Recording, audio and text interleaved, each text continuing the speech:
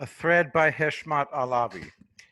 The UN Security Council on Friday failed to uphold an arms embargo on Iran, and the US could now act on a threat to trigger a return of all UN sanctions on Tehran, known as snapback. The world body failed to live up to its responsibility, and the price will be high.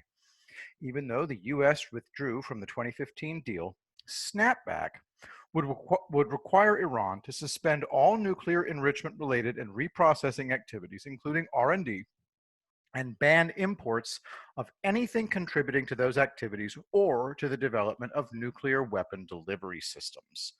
It would reimpose the arms embargo, ban Iran from developing ballistic missiles capable of delivering nuclear weapons, and reimpose sanctions on dozens of individuals and entities. States also would be urged to inspect shipments to and from Iran and authorized to seize any banned cargo. How does the US trigger snapback? Washington would have to submit a complaint about Iran breaching the nuclear deal to the UN Security Council. The Council would then have to vote within 30 days on a resolution to continue Iran's sanctions relief. If such a resolution is not put forward by the deadline, all UN sanctions in place before the 2015 nuclear deal would be automatically reimposed. Some diplomats have said the US could submit its complaint as early as next week. If a resolution is put forward prior to the 30-day deadline, say by Russia or China, the US can veto that resolution, forcing the deadline to expire and the snapback mechanism reimposing all UN sanctions. Quote, in the coming days, the United States will follow through on that promise to stop at nothing to extend the arms embargo, US Ambassador to the United Nations Kelly Craft said in a statement. Iran's UN Ambassador Majid Takht Ravanchi warned the US against snapback, quote, imposition of any sanctions or restrictions on Iran by the Security Council will be met with severely by Iran, and our options are not limited, he threatened in known Iran saber-rattling style. It was not immediately clear how Russia, China, or any other Security Council members might try to stop the US from triggering a sanctions snapback, or if procedurally there is any way they can. Diplomats have said several countries are likely to argue that the US legally could not activate a return of UN sanctions, and therefore they simply would not reimpose the measures on Iran themselves.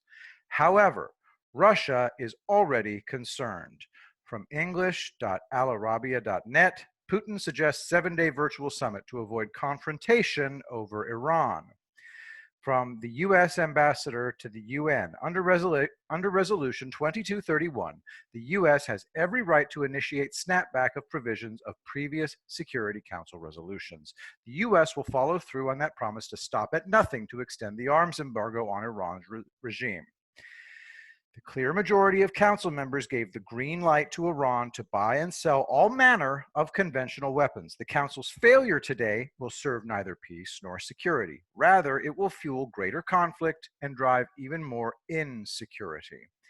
Has Iran done anything to warrant reconsideration of its status as the world's #1 state sponsor of terrorism? Should UN arms restrictions that have been in place for 13 years be lifted? The answer is simple: no.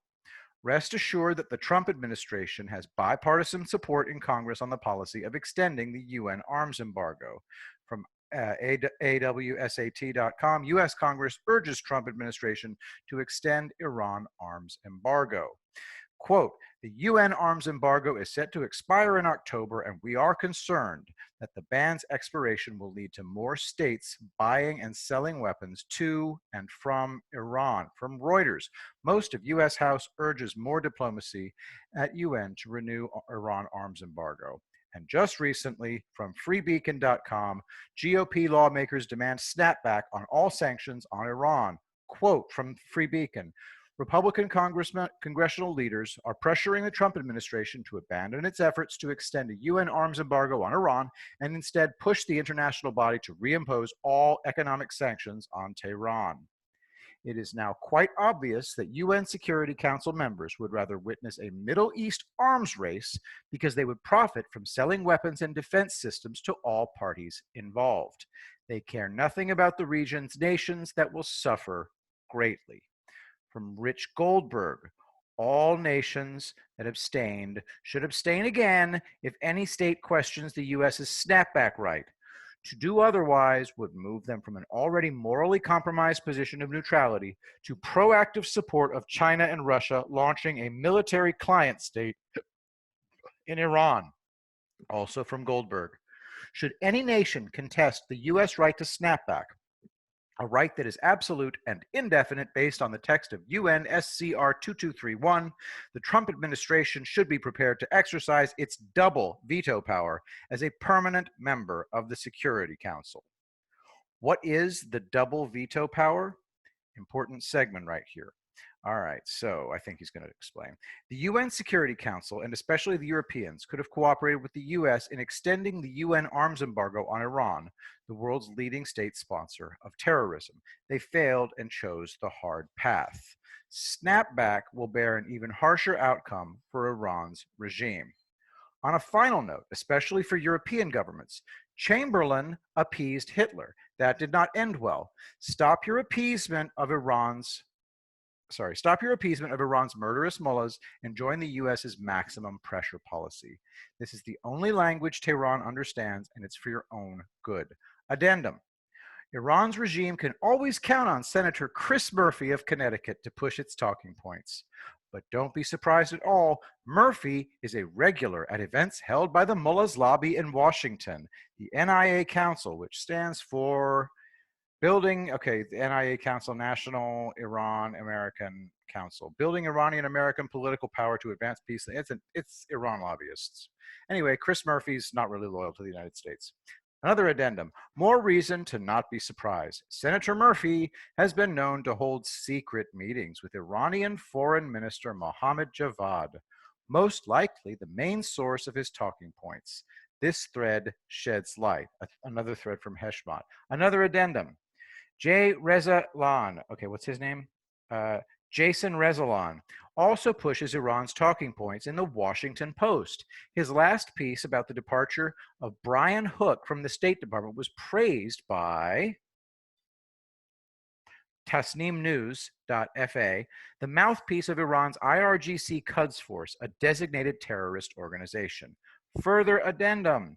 Ben Rhodes also loves to push Iran's talking points. Ben Rhodes is Obama's former national security advisor, I think. Again, don't be surprised. Rhodes has a very close relationship with the Mullahs Lobby Group, NIAC, founded by Trita Parsi. Final addendum.